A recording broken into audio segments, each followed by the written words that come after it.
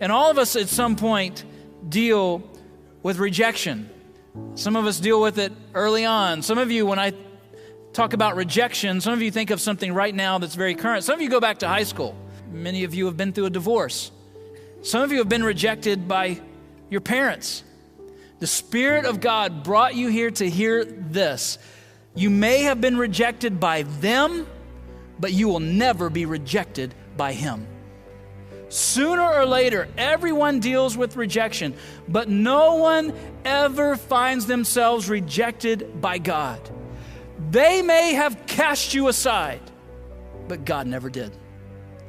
Your ex may have cast you aside, but God never did, and God never will. Your parents may have cast you aside, but God never did, and God never will.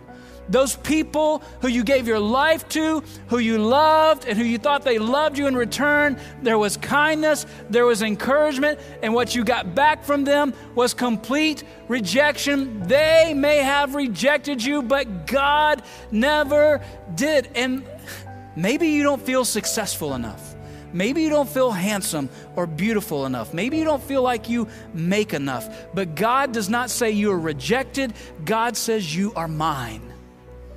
Everyone deals with rejection at some point. Everybody.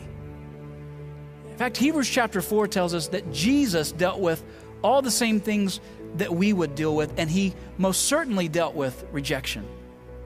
You know that Jesus was rejected by His family? John chapter 7 verse 5 says, "For not even His brothers believed in Him." Jesus was rejected in His hometown.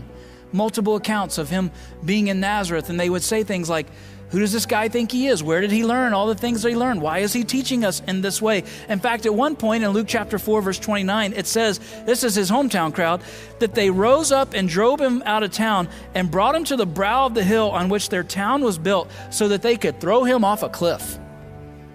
Jesus knows exactly what it's like to deal with rejection.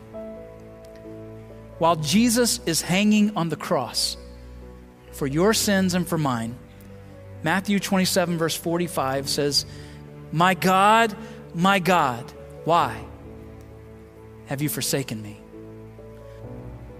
Despised, rejected for you and for me. He was rejected so that you would never have to be. They may have rejected you, but God never will.